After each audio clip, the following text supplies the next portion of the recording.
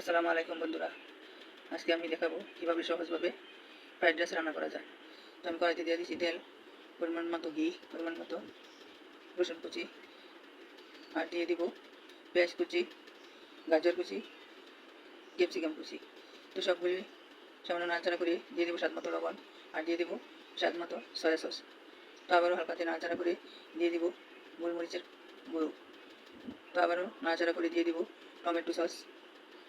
আবারও আমি সামান্য নাড়াচাড়া করে দিয়ে দেবো ম্যাজিক মশলা। তো আবারও নাড়াচাড়া করে দিয়ে দেবো পাতাকপি। বন্ধুরা, ভিডিওটা যদি আমার ভালো লাগে ইউটিউব চ্যানেলটা সাবস্ক্রাইব করবেন, ফেসবুক পেজটা ফলো দিবেন, লাইক কমেন্ট শেয়ার করবেন। তো দিয়ে দিব আমি টেস্টি সল্ট। আবার নাড়াচাড়া করে দিয়ে দিব আগে থেকে ভেজে রাখা ডিম। তো ডিমগুলি নাড়াচাড়া করে আবারও দিয়ে দিব আমি রাইসগুলি। যে যেখান থেকে আমার ভিডিওটা দেখতেছেন প্রথম থেকে শেষ পর্যন্ত দেখবেন। তো সব কিছু নাড়াচাড়া করে আমার রান্নাটা কমপ্লিট। আসসালাম।